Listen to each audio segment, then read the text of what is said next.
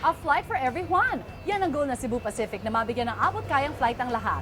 At para sa mga taong parte na ng kanilang trabaho ang bumiyahe upang tuklasin ang yaman ng kultura ng ating bansa. Cebu Pacific ang lagi nilang katuwa. Alamin ang kwento ni Patnubay Chamson. Sa kasalukuyan, ako ngayon ang tourism officer ng Angono Rizal. Ngayong tourism officer na ako, pumupunta naman sa mga halimbawa, may ibang festival, titingnan namin kung okay siya. So ano yung pwede naming madala rito sa aming bayan? Napunta na sa Palawan, sa Cebu, sa Mindanao, sa Bicol. Nung una, dati, parang ang mahal ng sumakay sa aeroplano.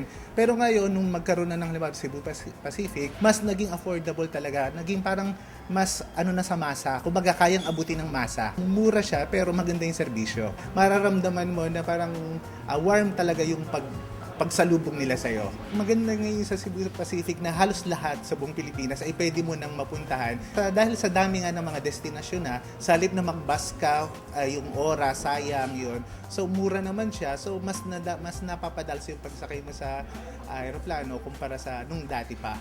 Dahil affordable na nga siya. Bawat pag-travel mo, marami ka natutunan. Mayaman ang ating bayan sa kultura. Gaya ni Patnubay, wag nating hayaang maging banyaga tayo sa ating sariling bansa. Abangan na ba pang kwento ng biyahe ni Juan? Hatid sa inyo ng Cebu Pacific. Dahil Cebu Pacific, why everyone flies.